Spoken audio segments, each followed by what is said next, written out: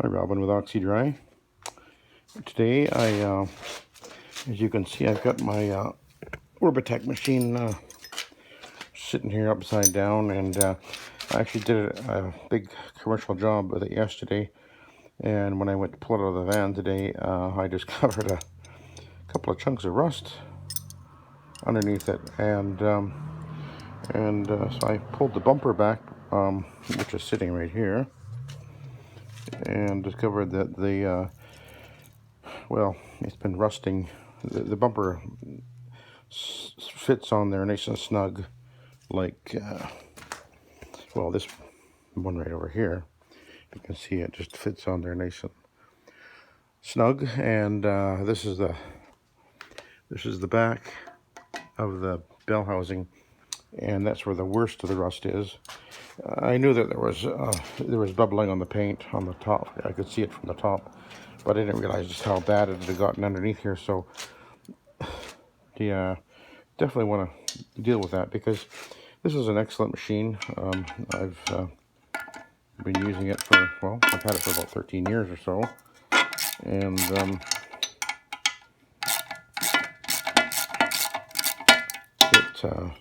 I really like it. And to purchase any of these machines now, they're not cheap. You know, I'm in Canada, so I get to pay even more than you guys in the USA for whatever, because we got to pay the dollar difference, plus the shipping, plus the border fees, plus we get to pay extra taxes. Anyway, so a machine like this, to replace it, could be $6,000,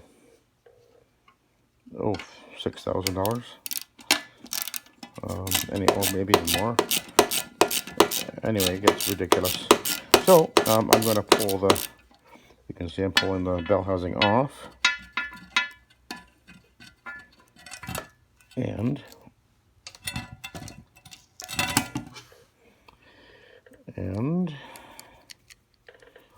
take a look. It's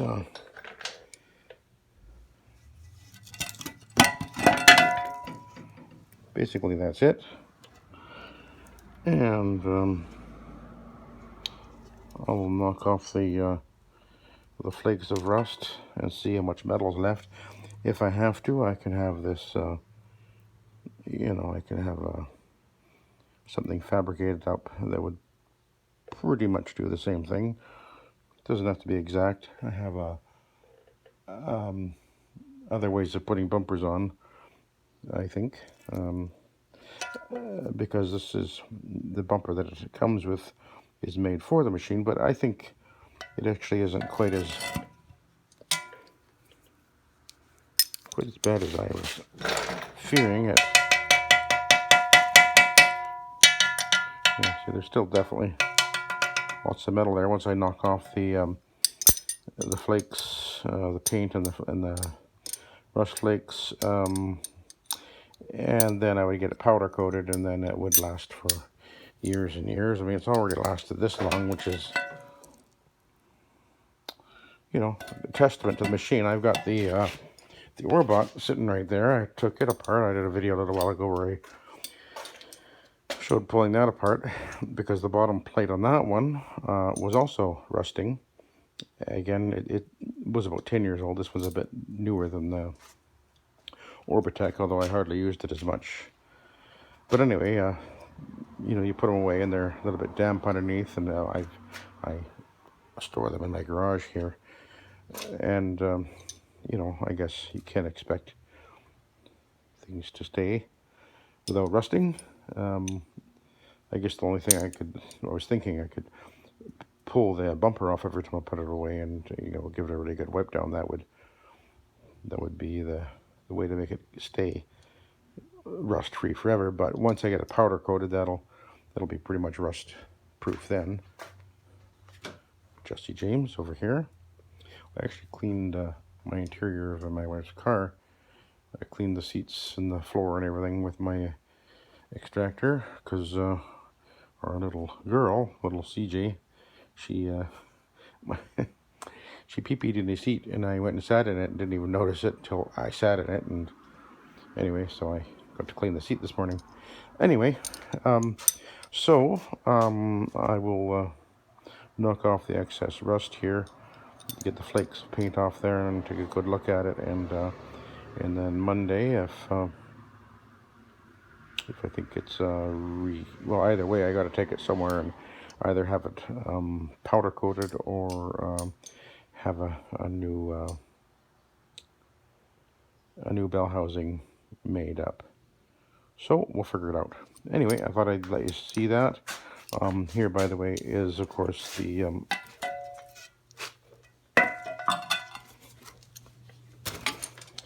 counterweight for the Orbitec. It is similar to the Orbot one, but not quite the same actually.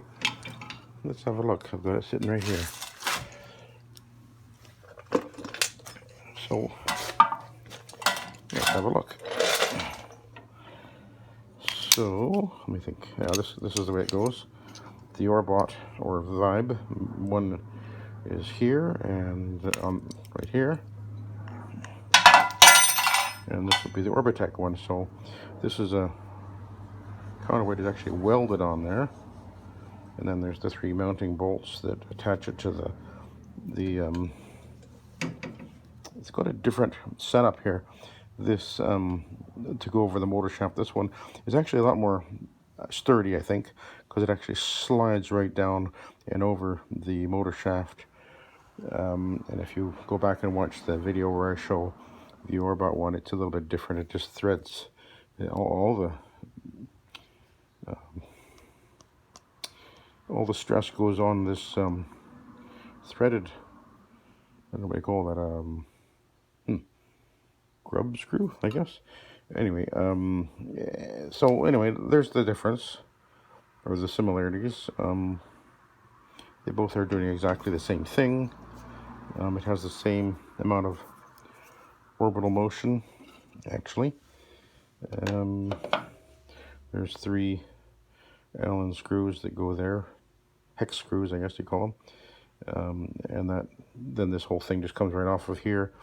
And then on the other side, there's 2 screws that hold the bearing assembly, and that detaches, and then you can replace the bearing. This bearing, I was noticing it was being a little bit noisy. There's no, yesterday, there's no play in it. But can you hear that? So that multiplies and makes a noise. So I can replace this bearing. I think I will. I've got another machine sitting over there with a new bearing in it, or I could just replace this one. Anyway, I'll pull it apart and we'll replace the bearing while I got it apart here. Yeah, that's what I was hearing yesterday a little bit. A noisy bearing. It's basically dried out, I guess. It's been going for years. I think this will be the 3rd or the 4th bearing for this machine in all these years. So, and I do use it a fair amount for my commercial work. But it's a great machine, and so it's certainly worth